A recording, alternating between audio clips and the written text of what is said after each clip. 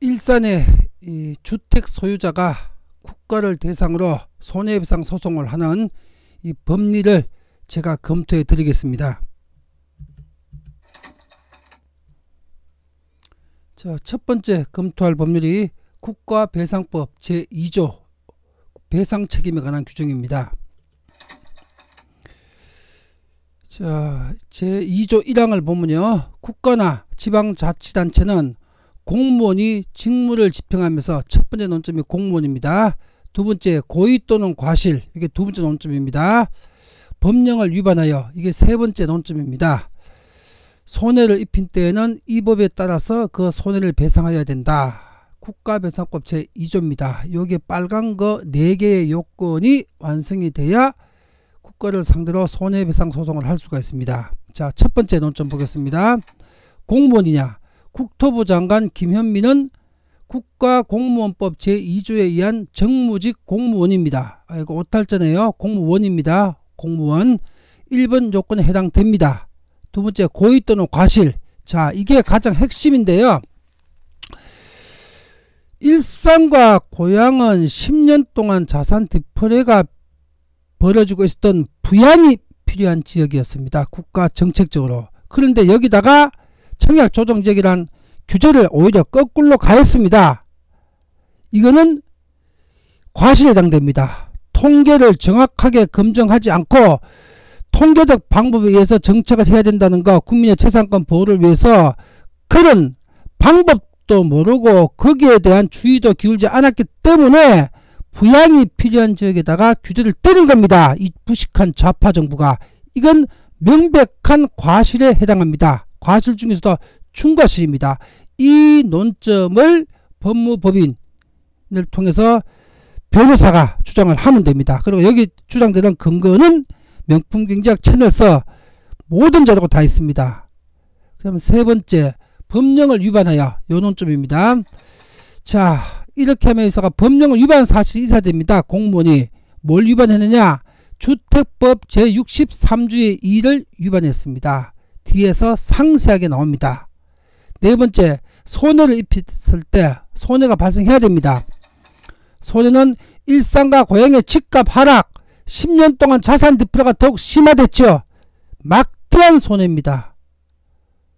무려 이 손해는 10년 동안 집값이 최소한 통화정가량 이게 50%는 올라야 되는데 마이너스가 나 있습니다.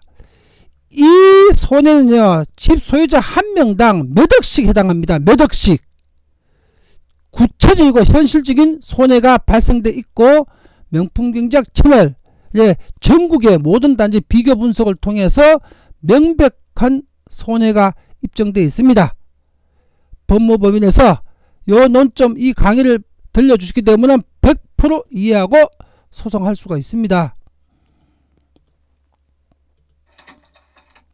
다음 논점입니다. 주택법. 이제 김현미와 국토부가 위반한 게 이 주택법이죠. 논점 첫 번째 논점입니다. 63조 2항 63조 2조 제1항을 위반했습니다. 조정대상지역 지정 해제.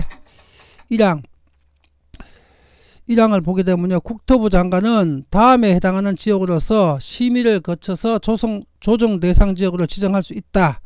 조정대상지역으로 지정은 그 지정 목적을 달성할 수 있는 최소한의 범위를 한다. 첫 번째, 최소한의 범위가 위반 소지가 있습니다. 두 번째, 검토해야 될 내용, 주택가격, 그 다음에 요건 둘째 치고요, 주택보급률 등을 고려하였을 때 과열되어 있거나 과열될 우려가 있는 지역, 요 빨간 논점이 위반 소지가 있는 논점입니다. 자, 정리해 보겠습니다.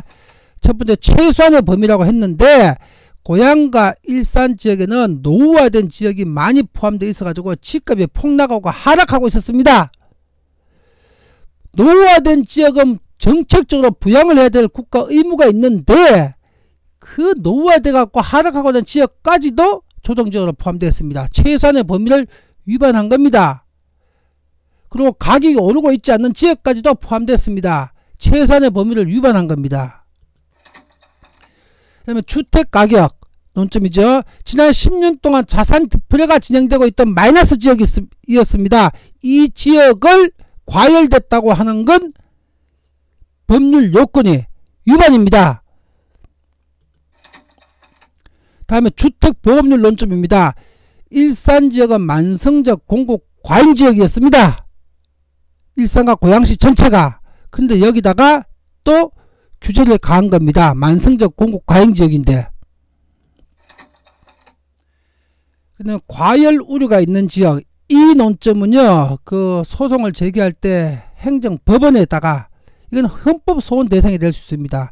이렇게 과열 우려 지역이라는 이런 법 조문이 이런 자의적 행정행위를 남발시킬 수 있는 우려가 있고, 일산지역처럼 1인당 수억씩 지금 집값이 마이너스가 나 있는 상태에서 손실, 국가가 부양을 해야 될 지역을 이렇게 거꾸로 규제를 할 수 있는 이런 자의적 행정행위가 남발할 수 있는 그 조문이 과열 우려 지역, 이 글자입니다. 이 조문은 변호사들이 이 소송을 제기했을 때 재판부가 헌법 소원을 걸라고 해야 됩니다. 과열 우려가 있는 지역. 다음은 63조 2 제5항입니다. 국토부 장관은 조정 대상 지역을 유지할 필요가 없다고 판단되는 경우, 요 논점 하고요. 그 다음에 조정 대상 지역 지정을 해제하여야 한다, 요 논점입니다. 자, 첫 번째 논점. 유지할 필요가 없다고 판단되는 경우,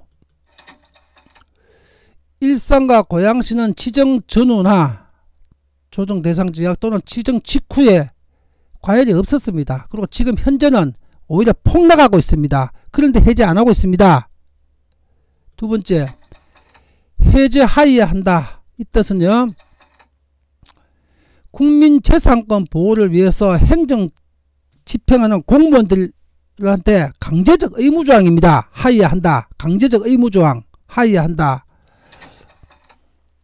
그런데 국토부는 안 하고 있죠. 김현민은 안 하고 있죠. 이거는 부작위에 의한 일산과 고양 주민의 재산권 침해에 해당합니다. 부작위에 의한 재산권 침해. 다음 논점 세 번째입니다. 63조 2 제7항입니다. 7항 조정 대상 지역으로 지정된 지역의 시도지사 또는 시장군수구청장, 자, 고양시장, 경기도지사, 그 다음에 구청장, 일산 동구청장, 서구청장, 덕양구청장 다 민주당이죠. 전부 다입니다. 이재명이부터 구청장까지, 시장, 구청장까지 전부 다. 구청장은 조정 대상 지역 지정 후에 해당 지역의 주택 가격이 안정되는 등 조정 대상 지역을 유지할 필요가 없다고 판단되는 경우, 지금 하락하고 있죠. 유지할 필요가 없죠. 국토부 장관에게 그 지정 해제를 요청할 수 있다. 요청해야 되죠. 요청해야 된다가 아니라서 좀 어감이 이상하지만 여기서 요청할 수 있다는 얘기는 국민의 재산권 보호를 위해서 이런 권한을 행사해야 된다, 그 뜻입니다. 요청할 수 있다고 해가지고 할 수도 있고 안 할 수도 있다, 이 뜻은 아닙니다. 해야 된다는 의미와 같은 의미입니다. 자, 시장, 도지사, 구청장, 주민의 재산권 보호 차원에서 이거는 부작위에 의한 직무유기입니다. 소송 대상이 됩니다. 경기도지사 이재명까지, 고양시장까지, 3개 구청장 전부 다, 일산 동구청장, 서구청장, 덕양구청장 전부 다, 민주당 정치인 전부 다를 행정소송에 상대방으로 다 당사자 적격 사유가 있습니다. 법적으로. 다음 행정소송법 검토하겠습니다. 행정소송법 제3조와 4조입니다. 3조 행정소송의 종류. 자, 4가지 중에서 이 소송은 항고소송에 해당합니다. 행정청의 처분이나 부작위에 대해서 제기하는 소송, 항고소송에 해당하고요. 제4조 항고소송은 취소소송 1번과 2번은 우리하고 상관없고요. 3번 부작위 위법 확인 소송 2가지가 있습니다. 둘 다 해당합니다. 취소소송, 조정 대상지역 취소소송, 부작위에 의한 위법 확인 소송.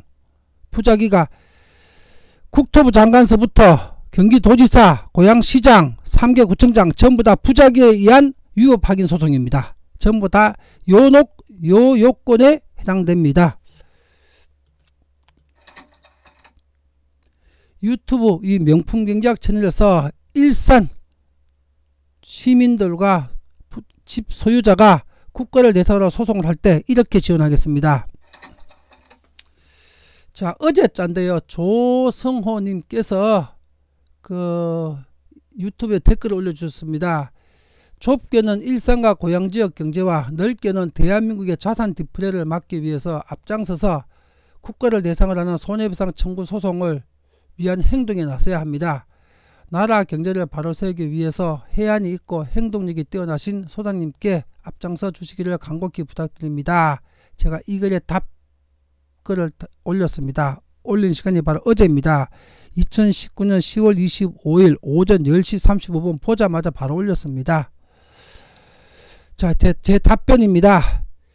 1번 창릉 신도시를 반대하는 일산 단체가 주도하도록 해야 됩니다. 2번 명경 채널의 모든 자료는 소송 및 언론 보도 자료로 일산과 고양시 주민들이 무제한 저작권 위반 없이 무료로 사용할 수 있을 것을 사용하도록 제가 허락을 합니다.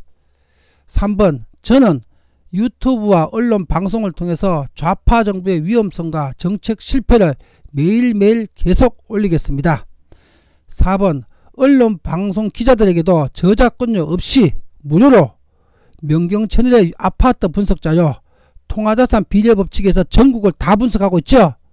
이 자료를 무제한 기사화할 수 있도록 허락합니다. 2019년 10월 25일 10시 35분에 제가 직접 올렸습니다. 이렇게 지원하겠습니다.